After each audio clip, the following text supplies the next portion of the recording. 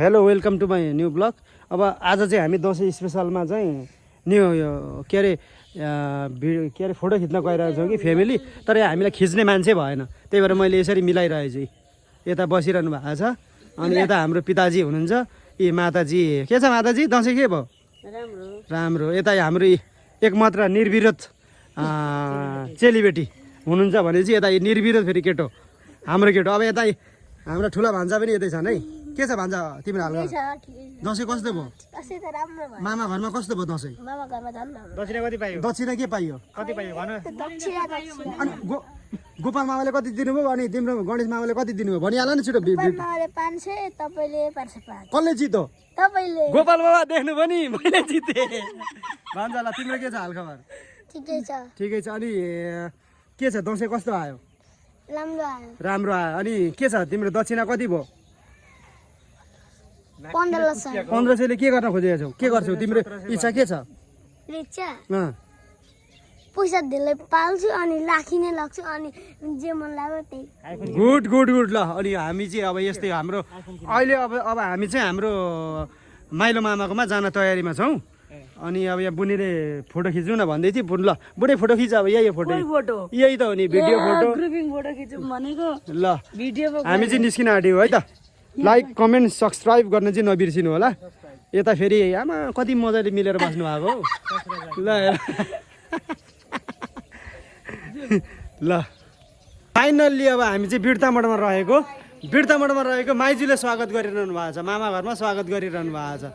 यता हाम्रो माइजू। अनि मामा कता हुनुहुन्छ त माइजू? ए तेरी दुःख दिन लु मामा कता जानुभयो? मामा त कुद्नु हुँदैछ त नि। के हो मामा?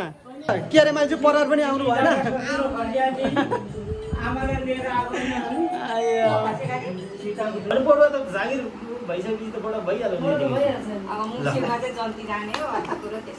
सुन्यो भने भन्छ तयारी बस्छ तिमी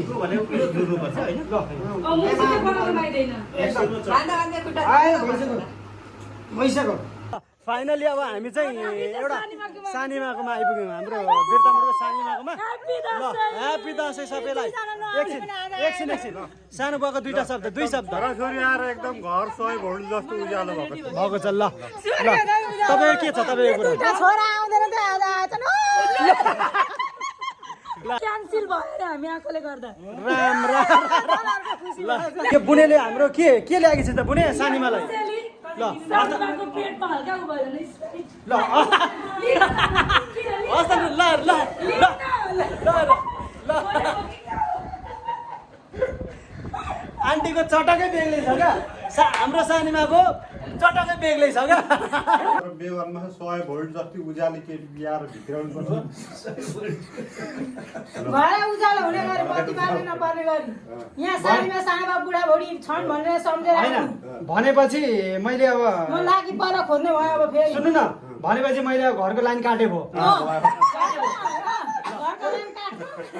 उज्याली आउँछ भने चाहिँ किन चाहियो? 100 भोल्ट कि फेरि थोरैको हो क्या? ए भनेपछि इन्डक्सन सबै चलाउनु मिल्छ। म इलेक्ट्रिकल सामान भित्राउँछु। गाउँलाई पनि गाउँभरि नै दिन्छु म फ्रीमा। टिका लगाइसक्यौँ है। टिका लगाइसकेर चाहिँ हाम्रो आन्टीले चाहिँ के दिनु हुँदैछ आशिष भने किरणलाई? ल मम्मीलाई हेर्ने विचार गर्ने माया गर्ने खालको बेगर गर्ने केटी खोज्नु एकदम सिलसिला भयो कि मम्मीलाई टाल्ने खालको। अनि भनेपछि त अनि यो जेठोले नखोजे हुने रहेछ है या जेठो। अनि के मम्मी कान्छातिर जानुहुन्छ त अहिले नै? अनि के भयो त? अनि मम्मीलाई पनि पाल भन्नुहुन्छ कि बाउलाई पनि भन्नु पर्यो? बाउलाई पनि भन्नु रोगी भएर नि बिरामी आयो रोगी होइन, अब तगडा भइसक्नु भयो हो।